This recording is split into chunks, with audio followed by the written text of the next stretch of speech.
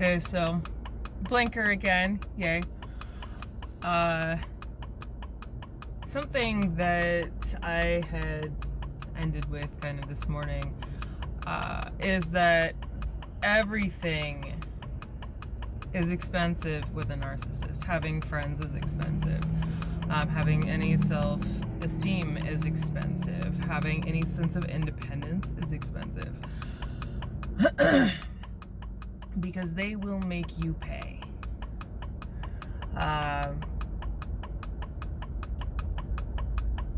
It is really amazing when I think back to what I had been conditioned to accept and believe. And hold please, going through an intersection.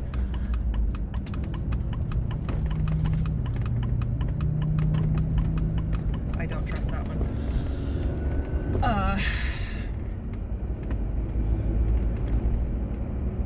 And you know, just kind of talking about some of the stuff of not having locked doors being allowed, and it was for my safety, whatever that means. There were multiple insinuations that that I was not safe or sane, which my therapist can tell you otherwise. And it's little stuff. A lot of times it's just this little stuff that's just slid in there. It's in the backhanded compliments. It's in the insinuations that you can't do something on your own, that you aren't capable, that it's not appropriate for you to do that it's not okay if they haven't approved it. They rule themselves the ultimate authority on what you can and can't and should and shouldn't do. And to them, it's the power and control and what they allow you to do. Because their worldview revolves entirely around them. Everybody else is just a pawn to make them feel better about themselves, to prop up their self-image and their narrative, their fantasy, their fiction about how amazing and powerful and wonderful that they are. And if they can convince you to buy into that, then they've won, in essence. If they convince you that they have the power, that they have the authority to tell you this stuff, then they have won. One of the ways that they do that is they use threats. For example, personal example, I had my pets were threatened.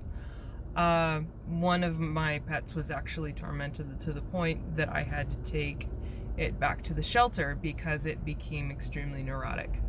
The other one had a much more mellow temperament, and while it did not like my abuser, it tolerated my abuser.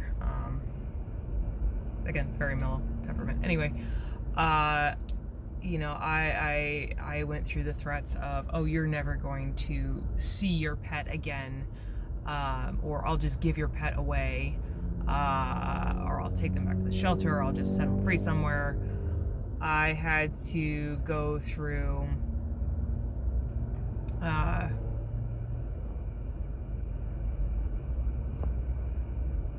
threats to my friends, you know, ruining people's careers, ruining people's lives, ruining people's relationships and marriages, all because they were close to me. And there wasn't just one that happened to. It was anybody who threatened the abuser, the narcissist's perception of their control over me. And, you know, not just, I guess, the perception of control, but their actual control, the psychological control.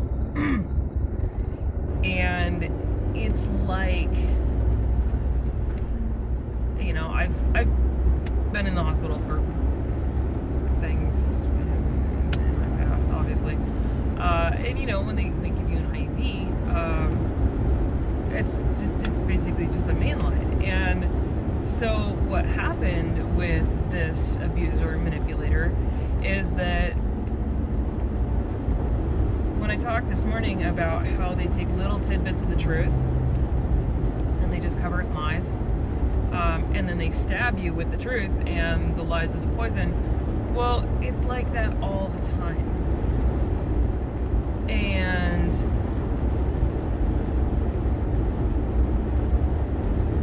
it's really weird when, see, they're tormenting you 80-90% of the time. When I say all the time, that's 80-90% of the time. And then the other 10 to 20%, they are just the most like lovey-dovey and normal and, oh, you know, you're amazing.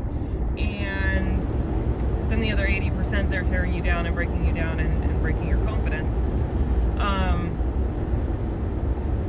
You know, you really start to question yourself, especially during that 10-20% of like, oh, is it really that bad? Are they really that terrible? Because they act like nothing ever happened. You know, they can be sitting there screaming in your face about how horrible of a person you are one night, and then the next night, it's totally fine. It's great. It's, hey, what do you want for dinner? That never happened. Them screaming at you never happened. You bring it up, they're like, I don't know what you're talking about. You know, how do you cope with that when you don't have an outside support structure? And anybody you try to talk to about this is just, they don't really get it. When you try to tell them the smaller stuff, they're like, yeah. I mean, relationships take two people. You know, what's your part in it? Seriously? Okay, I got something going on with my brakes. I'm pulling to one side there.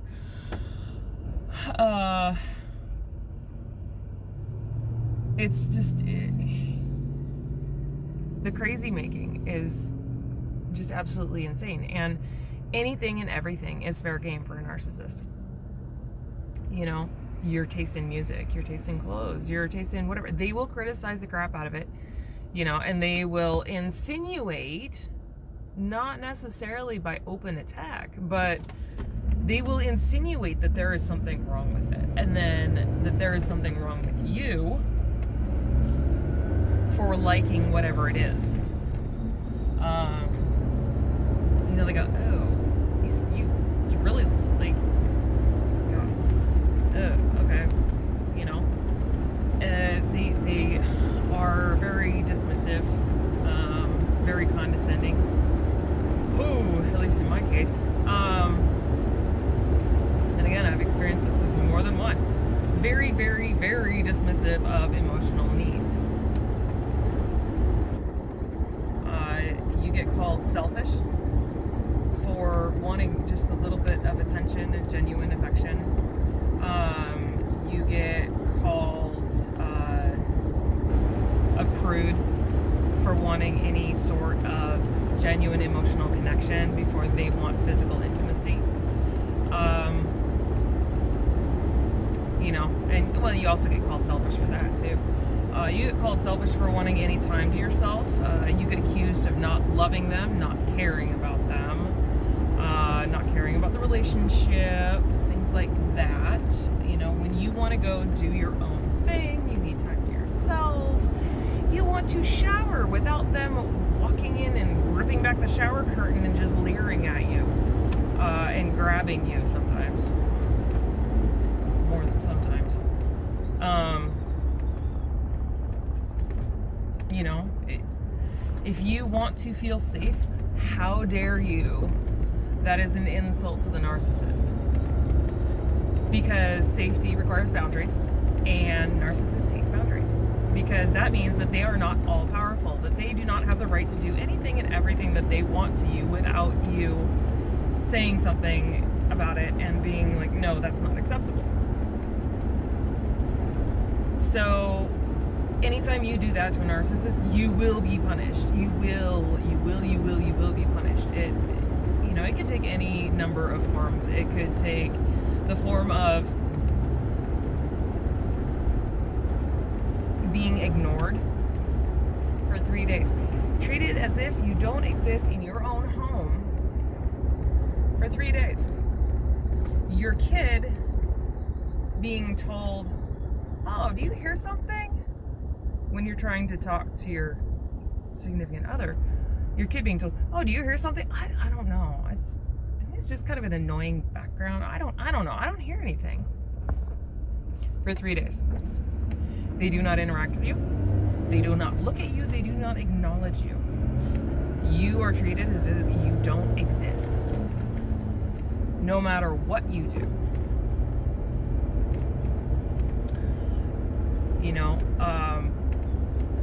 If they take it to a point where you are absolutely justified in calling 911, they take away your phone,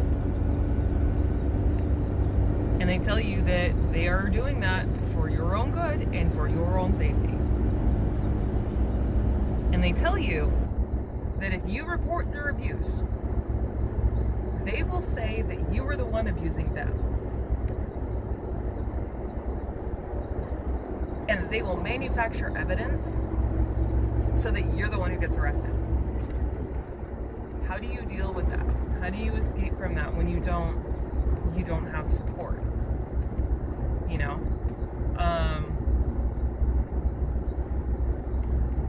When they have all the financial control.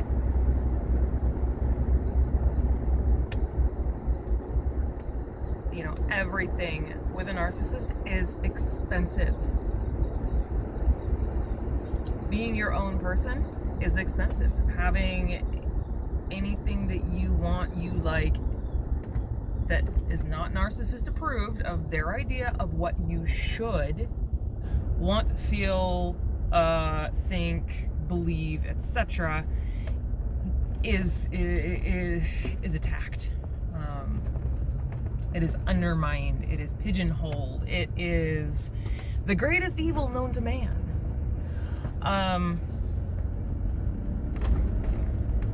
And there's something wrong with you for it. There's something wrong with you. There's something wrong with you. There's something wrong with you. You should do this. You should want that. You should think this. You should feel that. Why do you think that way? There's what's wrong with you that you think that way. And then they go, I'm so patient with you. I do so much for you. I put a roof over your head. You're so ungrateful. Oh. The number of times I heard that when I cleaned up after the messes. I cleaned up candy wrappers off the floor. I did dishes. I vacuumed. I cleaned. You're lazy. You don't do anything around here. I do everything. I did laundry. I mowed the yard.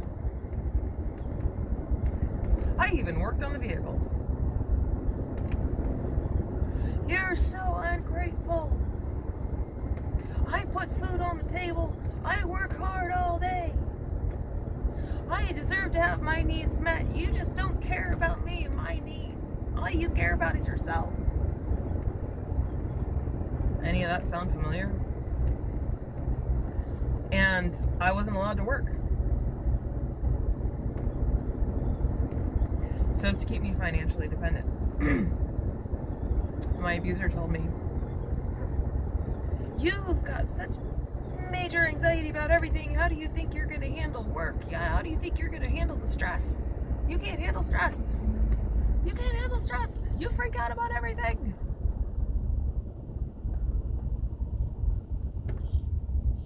Well, when you get told enough that you can't handle it, that it's too much for you, that you're incapable of handling something, told that enough times, eventually you end up believing it, regardless of whether or not it's true. When your intelligence is questioned, when you are told things that are lies, you know the truth, but you're told that the truth is a lie. And you cite experts. And those experts, according to the narcissist, are wrong for XYZ reason, because the narcissist knows everything. Mind you, they are right about everything. When that's the case, and you have no outside support, you have nothing, when you are coming off of trauma and loss in the first place, you're a really easy target. And that being the case, if your entire world has been turned upside down, you've experienced a really traumatic event or series of events, and you are left kind of questioning your own capability, and they latch onto that and they say all of that, and they just continuously spew it, and it's you tell them you want to go back to school, and like, you really think you can handle that? Do you really think that you can handle that? You get that enough times, it kind of messes with your head.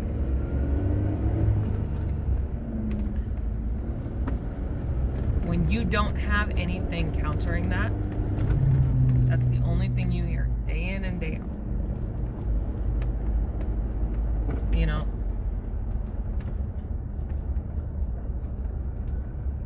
Oh. Where are you going? Fire marshal. When you hear that day in and day out, you start to believe it. It's conditioning. It's psychological warfare is what it is. And they're really good at it. They're very convincing. They're very confident.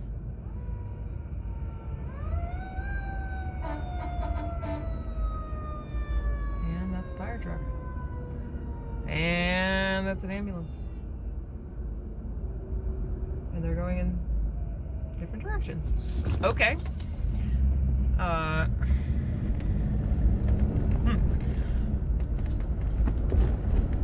Anywho, when you get so convinced of that, and then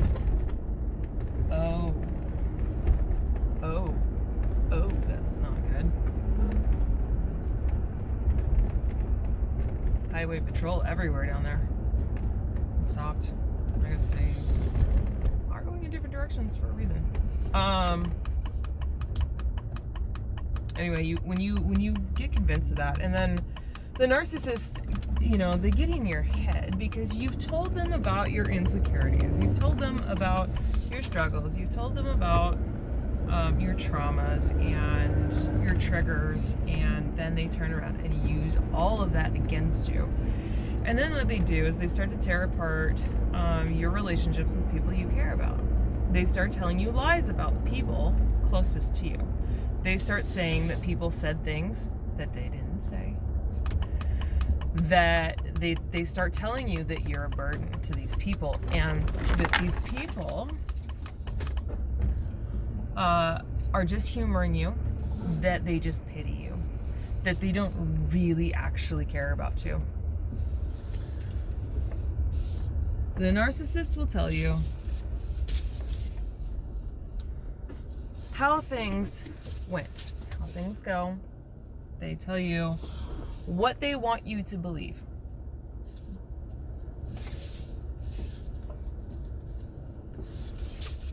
They invent their own reality. Their own version of reality, their own story, their own narrative, whatever you want to call it. But the problem is that narcissists are liars. They are compulsive liars. Pathological. They cannot tell the truth if their life depended on it. And this there's a fake skeleton strapped into the rear seat of the vehicle next to me. And I just saw it. The truth is expensive to a narcissist because the entirety of their power and control is lies. Like I said, they take that little tiny nugget of truth and they warp it into something totally different. They take it totally out of context and it becomes a weapon when in the hands of somebody else it wouldn't be an issue, you know. The narcissist can take anything and turn it against you. They can turn it around. They can make anything your fault. They are extremely good at that. If they cheat on you, it's your fault. If they scream at you, it's your fault. If they hit you, it's your fault. If they leave you, it's your fault. No matter what they do, it is your fault. They will rewrite the narrative. They will try to convince you that it is your fault. And I promise you, it's not, because that's just what they do. They project. They blame shift. They do everything in their power to avoid accountability. And it's really unfortunate because a lot of us who tend to give people the benefit of the doubt, yeah, they really take advantage of that. The thing that I used to say a lot about my former abusers is, oh, they don't know any better, or they're just confused, or there's just miscommunication, or they don't understand. They don't want to understand. And they have their own reasons for rewriting history and for scapegoating you. That's just what it is. That's life of the narcissist. Everything's expensive.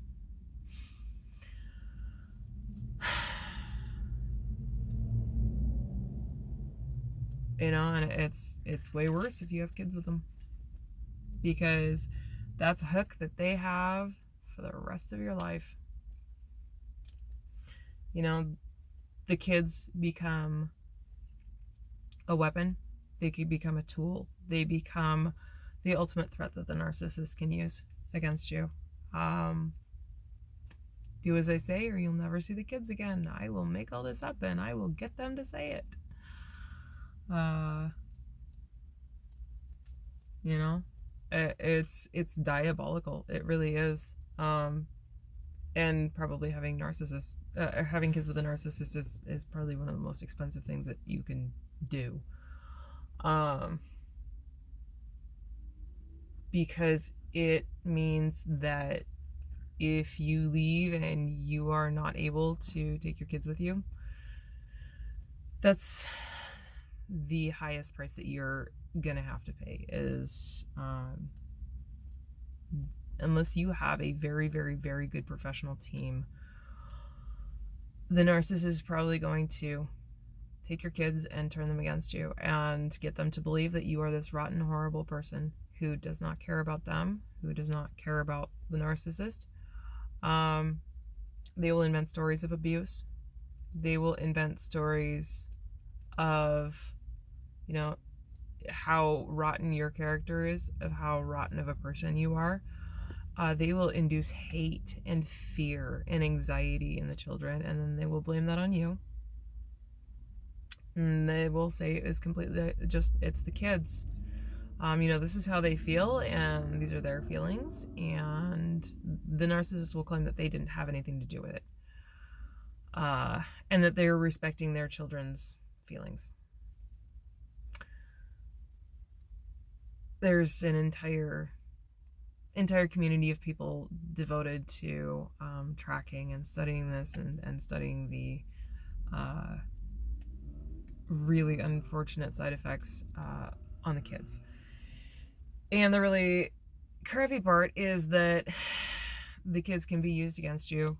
Even with the narcissist, you can be alienated from your children, even if you are still living in the same home. You know, the narcissist can also threaten things like child support. They can threaten to make sure, literally, that you never see your child again. They will twist court orders. They will put the kid in charge of any visitation that might be ordered.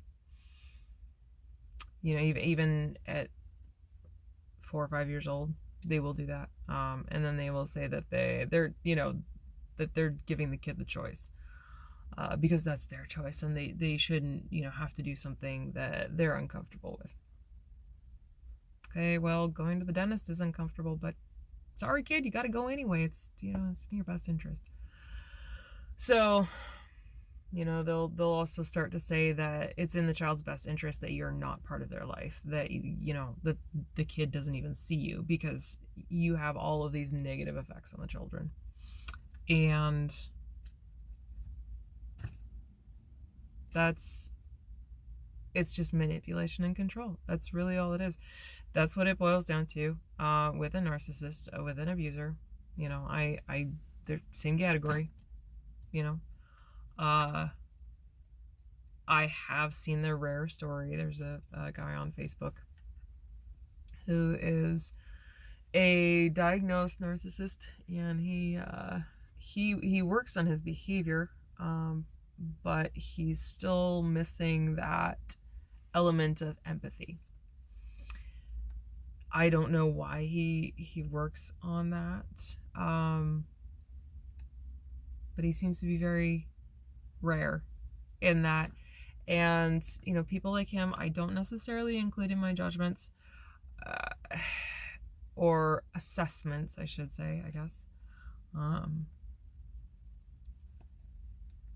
It's just one of those really difficult things, is if you get involved with a narcissist and you don't know what you're dealing with, you just think that, oh, maybe they're unhealthy, maybe they have some trauma, maybe, this, that, the other. Okay. Learn what red flags are. Learn to recognize them and do not excuse them. Run and protect yourself. There are some red flags that are just trauma. But with that, still be careful. Still make sure that the person knows how to respect you, and that you have firm boundaries to protect yourself and that other person, and be able to talk with them about that. And some of us didn't really understand boundaries. I did before my relationship with the narcissist, but at the same time, I wasn't taught. I didn't have a formal understanding. And after getting out of that kind of relationship, I ended up really doing a lot of looking into what boundaries are, what they do, what they're for, how to create them. And the tough part about boundaries is that you kind of have to believe that you're worth those boundaries. That your own worth necessitates those boundaries, because when you get beaten down to the point where you have no self-worth whatsoever, no sense of value, you don't value yourself enough to see boundaries as being a good thing. Especially when you've been conditioned to believe that boundaries are selfish and that they are punishing the other person, which that's not what boundaries are at all. Boundaries are for self-protection when somebody else is, well, it can be when somebody else is a threat, or their actions or behaviors are a threat, or unsafe for you. And it also, it sets parameters for expected behavior, expected types of interaction. And, it's really necessary. If you're going to have a healthy relationship with somebody, you need to know what to expect from them. They need to know what to expect from you. You need to know what lines not to cross, what they're comfortable with. And you also need to be able to express what you're comfortable with. And to do that, you have to know what you're comfortable with. And when you've been totally stripped of your identity and not allowed to say no, boundaries are hard.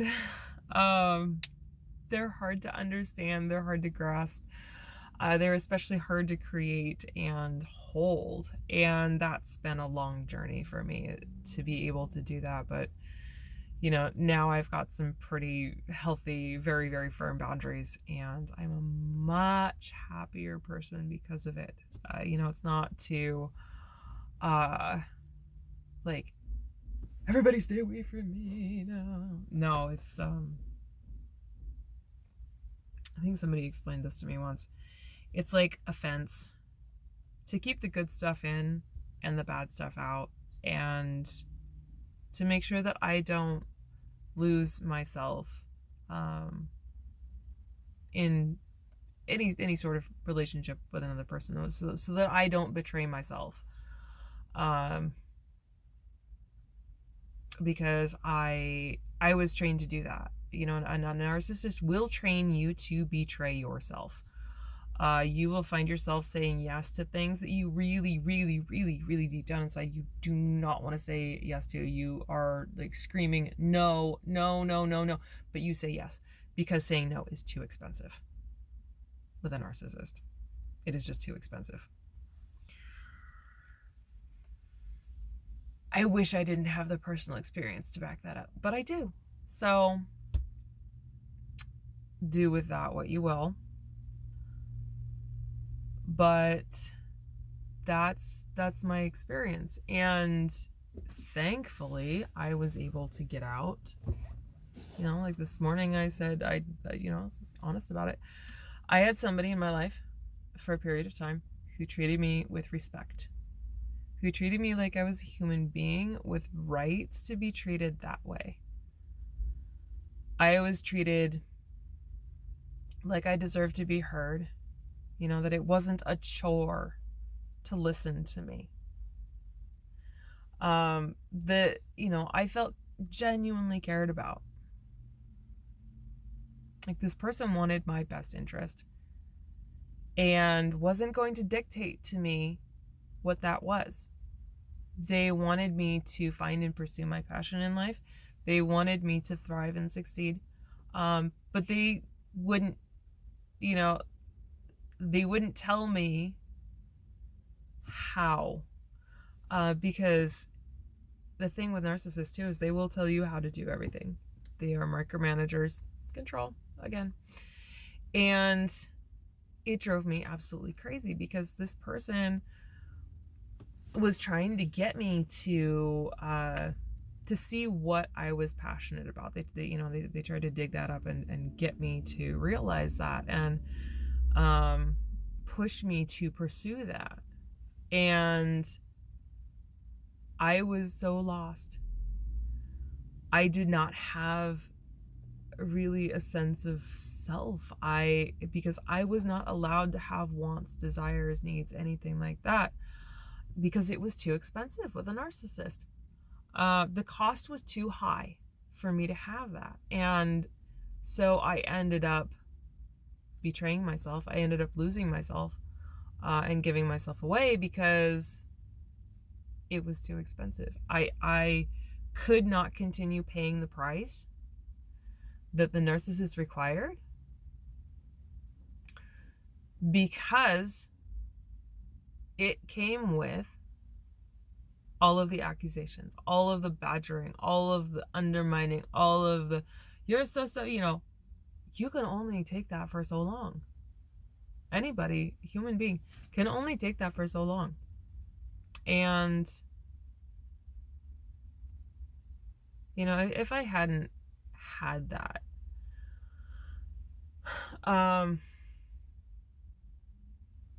I suspect many people who are involved with narcissists, they don't have that. They don't have somebody pushing them to want to, what do you love? You, not what the narcissist wants. You. Who are you? What do you want? What is your life about? What is your brain? What gets you going? What do you get excited about? And when you can't even answer those questions, because the narcissist has told you that you are incapable and that, trained you to believe that your only purpose in life is to serve them.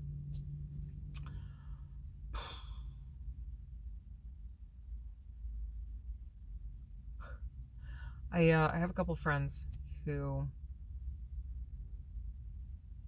are dealing with a relationship like that.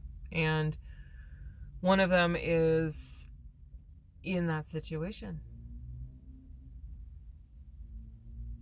They are where I was. And, it's come full circle to where I'm the person who is sitting there going, what is your life about? What do you want? What do you want out of your life? What do you want to pursue? What are you passionate about? And they're just going, it doesn't matter. It doesn't matter because I can't do it. And that's exactly where I was. The supportive person in my, I told them, I said, I can't. You don't understand. I can't. I don't have what it takes.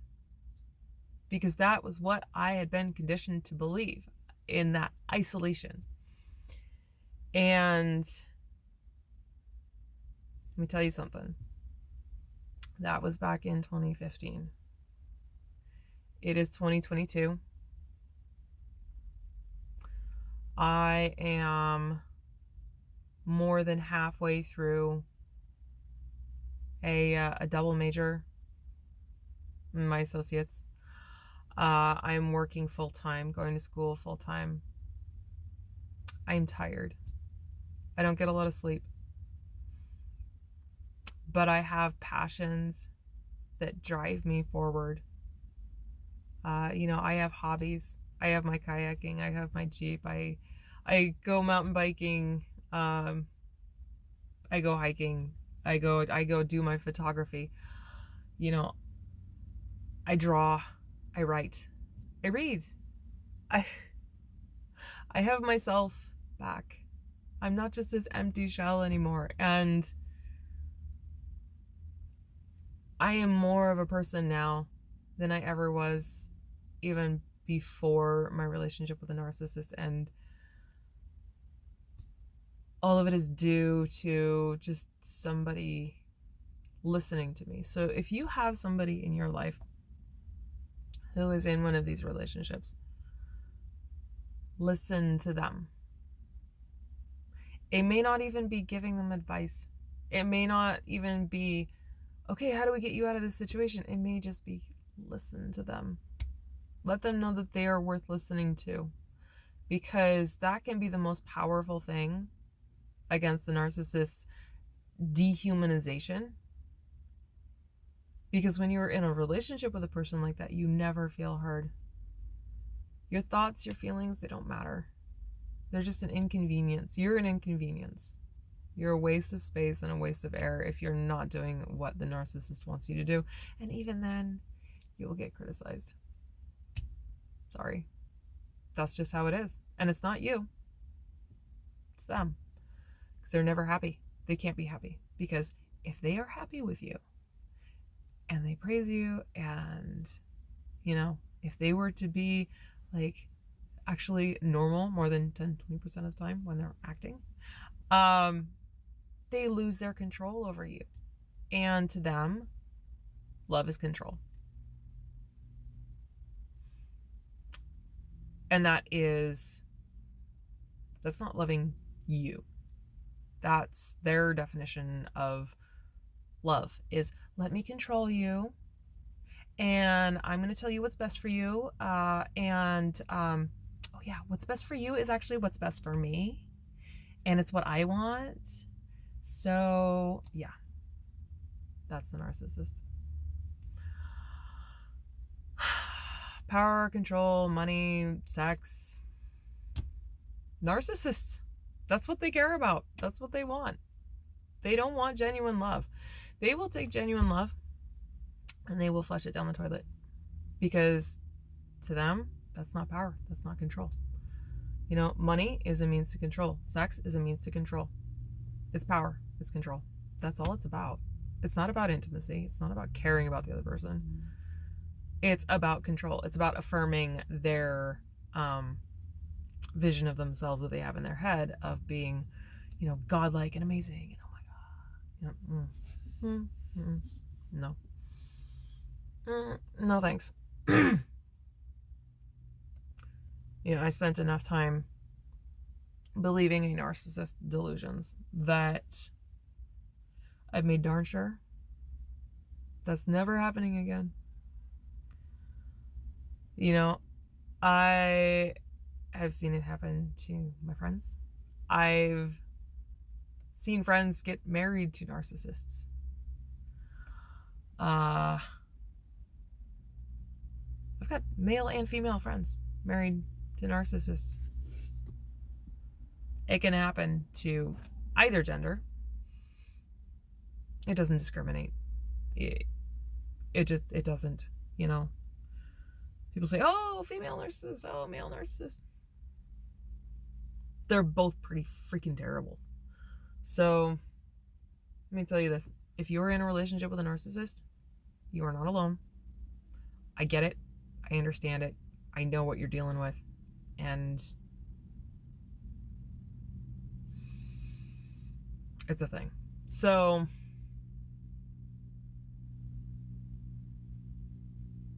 you know, if you are in a relationship with a narcissist, just try to find yourself.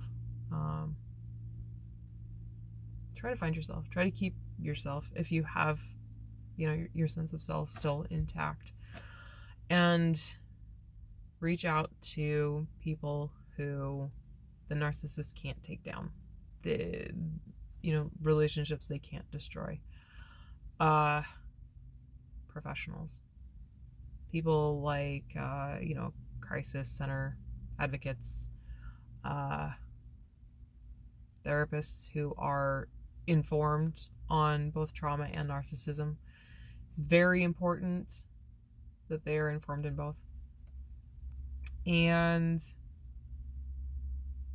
you know, make sure that the people around you are the ones who believe you and the ones who listen to you. And that's hard because a lot of people won't. So that's just my 2 cents. And you guys have a great night and a great day, or whenever you're watching this. All right, take care.